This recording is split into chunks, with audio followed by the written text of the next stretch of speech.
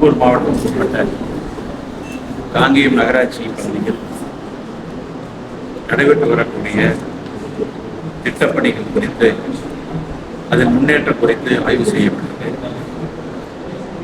இந்த அரசு ஏற்பட்ட பிறகு பல்வேறு பணிகள் முதலமைச்சர் அவர்கள் தலைமையில் இந்த அரசு ஏற்பட்ட பிறகு பல்வேறு பணிகள் எடுத்துக் கொள்ளப்பட்டது. அந்த பணிகள் மொத்தமாக இதுவரை 87 பணிகள் எடுத்துக் கொள்ளப்பட்டது. அதனுடைய மதிப்பு ஏறத்தாழ 82 கோடி ரூபாய்.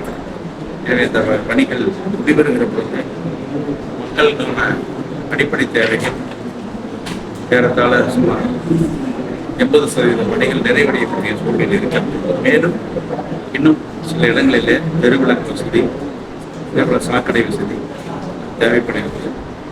குடிநீரை பொறுத்தளவு கடந்த காலத்திலேயே காவேரியிலிருந்து கொடுமணியிலிருந்து காவேரி ஆற்றிலிருந்து நீராதாரம் உருவாக்கப்பட்ட அந்த குடிநீர் திட்டம் இன்றைக்கு பயன்பாட்டில் இருக்கிறது. அதில் மேலும் விரிவாக்கம் செய்கின்ற வகையில் நம்முடைய மாண்புக்கு முதலமைச்சர் அவர்கள், துணை முதலமைச்சர் அவர்கள் அதற்கான நிதியை ஒதுக்கி நகர்ப்புற நகராட்சித்துறை அமைச்சர் வழிகாட்டுகளோடும் அந்த பணிகளுக்கான நிதி ஒதுக்கப்பட்டது.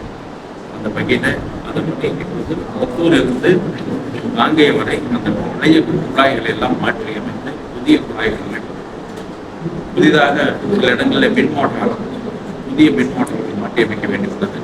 அந்த பணி நடைபெற்ற முடியும் பொழுது நிச்சயமாக குடிநீர் தடையின்றி வழங்குவதற்கு நடவடிக்கை எடுக்கப்படும். பொதுமக்களுக்கு அதனுடைய மதிப்பை அரசால சுமார் 55 கோடி ரூபாய்க்கு அந்த குழாய் மாற்றம் முதலமைச்சர் அறிவித்திருக்கிறார்கள்.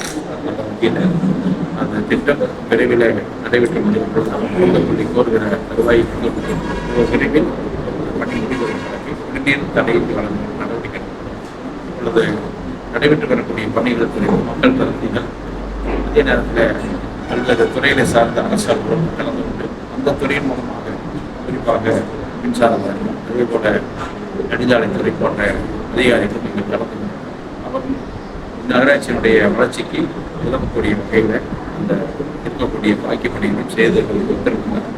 எனவே அந்த வகையில் விரைவில் இந்த பணிகள் காங்கேய நகராட்சியில் ஓரளவுக்கு மக்கள் பணிகள் நிறைவேற அமர்வு திட்டத்தில் பார்த்தீங்கன்னா ரொம்ப ஸ்லோவாக நடக்குது. ரோடு எல்லாமே பறிச்சு போட்டு அப்படியே இருக்குது, கிளியர் இருக்குது. அதே மாதிரி வாட்டர் போர்டு மூலிமா செய்கிற நம்ம தாராவரம் சாலையாட்டு செடி மேலே போகிற குடிநீர் குழாயெல்லாம் உடஞ்சுன்னா ஒட்டருக்கு ரொம்ப டிலே பண்ணுறாங்க.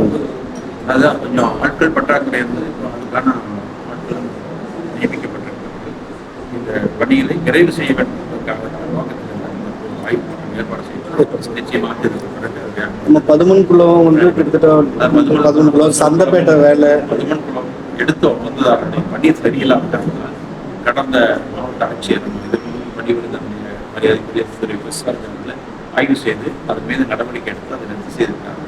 அது குறித்தும் இங்கே ஆலோசனை வழங்கப்பட்டிருக்கிறது. பொறியாளர் அது குறித்த நடவடிக்கை எடுத்து பொதுமக்களுடைய பயன்பாட்டை